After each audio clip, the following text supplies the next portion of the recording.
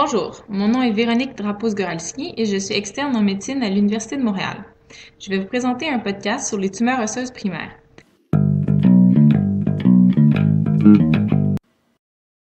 Nous reverrons ensemble les principales tumeurs bénignes et malignes, la présentation clinique, l'investigation et le traitement.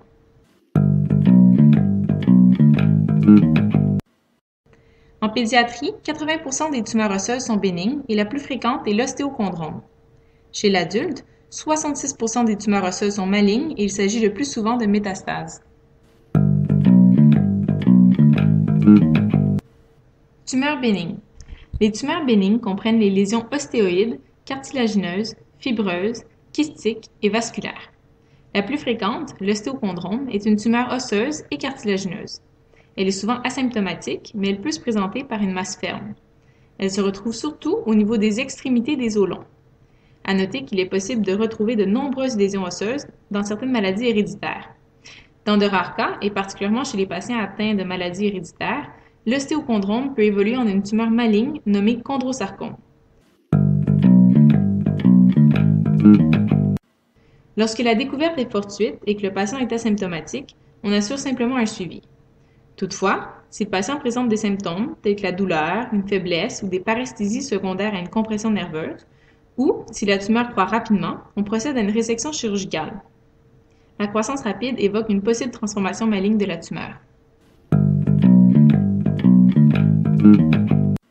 Tumeurs malignes primaires. Les tumeurs osseuses malignes primaires sont nombreuses. Nous reverrons ici les plus fréquentes, soit l'ostéosarcome, le chondrosarcome et le sarcome d'Ewig. L'ostéosarcome est la tumeur maligne la plus fréquente et survient généralement entre 10 et 14 ans, ce qui coïncide avec la poussée de croissance. Elle touche principalement la métaphyse des os longs. Les sites les plus fréquemment impliqués sont le fémur distal, le tibia proximal, l'humérus proximal et le fémur moyen et proximal. À la radiographie, la lésion est hétérogène et perturbe l'architecture normale de l'os trabéculaire. Le pourtour de la lésion ressemble à des rayons de soleil, d'où l'appellation anglaise sunburst. En raison de la croissance rapide de la tumeur, les fibres de périos n'ont pas le temps de se déposer sur la surface osseuse et se retrouvent donc perpendiculaires à celle-ci, d'où l'aspect de rayon de soleil. On recherche également le signe du triangle de Codman. Puisque le périos ne parvient pas à s'ossifier au même rythme que la croissance de la lésion, il ne s'ossifie qu'à la partie plus superficielle. Cela donne alors une impression d'un décollement du périoste formant un triangle. Le signe de Codman et les rayons de soleil sont des signes surtout associés à l'ostéosarcome, mais peuvent également se retrouver avec un sarcome d'Ewig ou une autre lésion agressive.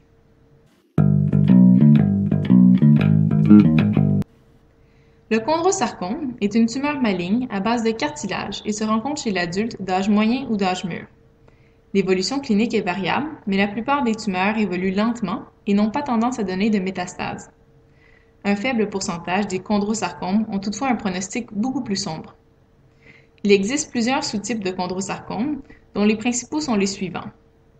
Le chondrosarcome conventionnel central, qui représente 75% des cas, le chondrosarcome conventionnel périphérique, 10%, et le chondrosarcome dédifférencié, 10%.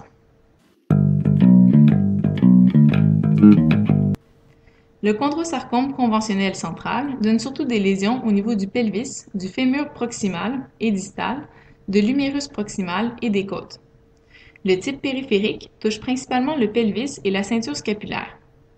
Finalement, le sous-type dédifférencié donne des lésions pelviennes et fémorales. Le sarcome d'Ewig se rencontre souvent chez des patients âgés de 10 à 20 ans.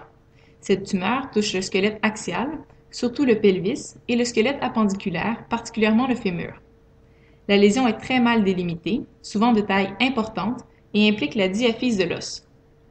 La réaction périostée donne une apparence en pelure d'oignon. La lésion s'étend dans les tissus mous, mais n'est habituellement pas calcifiée. Le sarcome d'Ewig peut se présenter comme une ostéomyélite subaiguë, accompagnée de fièvre, une augmentation des marqueurs inflammatoires et une captation à la scintigraphie.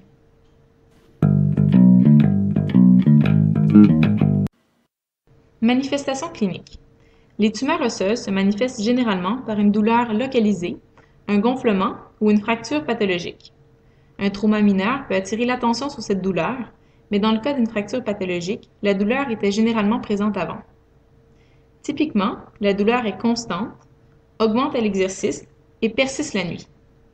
Une durée de plus d'1 mois, une non-réponse aux analgésiques habituels tels que le Tylenol ou des anti-inflammatoires, des antécédents de néoplasie, des symptômes systémiques tels qu'une perte de poids, de la fièvre ou une susceptibilité aux infections doivent évoquer une néoplasie osseuse. Lorsqu'un patient présente une atteinte neurologique étendue ou des manifestations d'un syndrome de la queue de cheval, il s'agit d'une urgence.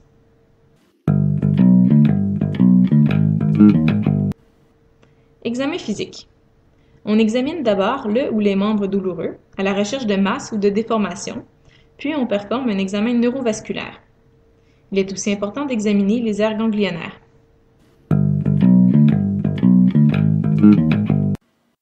Investigation. Les examens de laboratoire demandés comprennent habituellement une formule sanguine complète, un dosage des électrolytes incluant le calcium et le phosphore, une mesure de l'urée et de la créatinine, la phosphatase alcaline et le lactate deshydrogénase, les marqueurs inflammatoires sur la protéine C réactive et ou la vitesse de sédimentation, et une électrophorèse des protéines sériques afin d'éliminer un myélome multiple.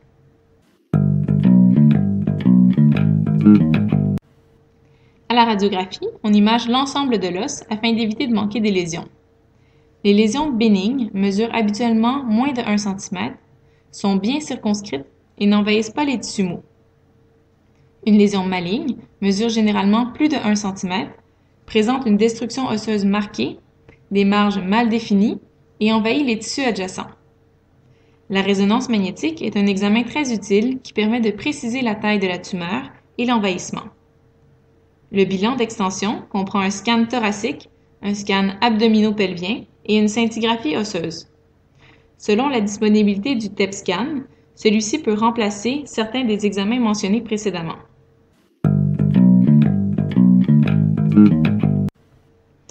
Une biopsie s'avère nécessaire afin d'établir le diagnostic. Il faut cependant faire très attention car le site de biopsie devrait permettre la résection du trajet de biopsie au moment de la chirurgie. Sinon, on peut compromettre la possibilité d'offrir une chirurgie pour sauver le membre, voire même compromettre le potentiel de guérison du patient.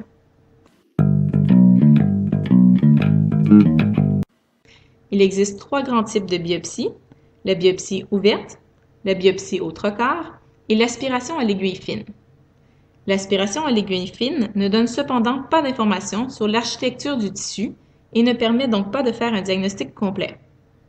Dans le cas de fracture pathologique, il faut toujours obtenir un échantillon de la lésion avant de procéder à la fixation de la fracture.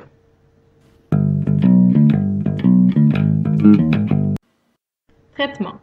Tel que mentionné précédemment, les tumeurs bénignes ne sont traitées par chirurgie que lorsqu'elles deviennent symptomatiques ou croissent rapidement. Quant aux tumeurs malignes, la chirurgie fait partie intégrante du traitement. Selon la localisation de la tumeur, sa taille et le degré d'envahissement, une chirurgie pour sauver le membre peut être faite. Sinon, on procède à l'amputation.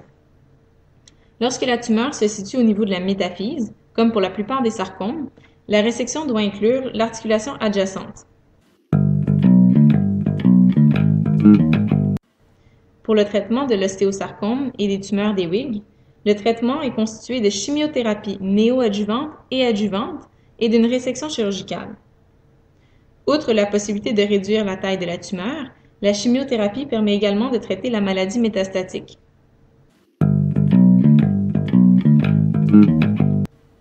La radiothérapie peut parfois être utilisée dans certaines situations précises, comme pour les sarcomes d'Ewig. Quant au chondrosarcome, le traitement est principalement chirurgical puisque cette tumeur est chimio- et radiorésistante.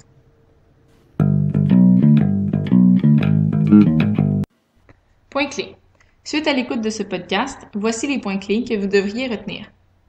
La plupart des tumeurs osseuses chez l'enfant sont bénignes, dont la plus commune est l'ostéochondrome. La plupart des tumeurs osseuses chez l'adulte sont malignes et constituent des métastases. Généralement plus de 1 cm, présentent une destruction osseuse marquée, des marges mal définies et envahit les tissus adjacents. Le bilan sanguin inclut une formule sanguine complète, un dosage des électrolytes, dont le calcium et le phosphore, une mesure de l'urée et de la créatinine, la phosphatase alcaline, le lactate déshydrogénase et une mesure des marqueurs inflammatoires. On effectue généralement une électrophorèse des protéines sériques afin d'éliminer un myélome multiple. Le bilan d'extension inclut un scan thoracique, un scan abdominopelvien et une scintigraphie osseuse. Le traitement des tumeurs bénignes est conservateur et se résume souvent à un suivi régulier. Toutefois, si la tumeur grossit de façon significative ou qu'elle devient symptomatique, on peut procéder à une résection chirurgicale. Le traitement de l'ostéosarcome et des tumeurs d'Ewig est constitué de chimiothérapie néoadjuvante et adjuvante et d'une résection chirurgicale. La radiothérapie peut être utilisée dans certaines situations, comme pour les sarcomes d'Ewig.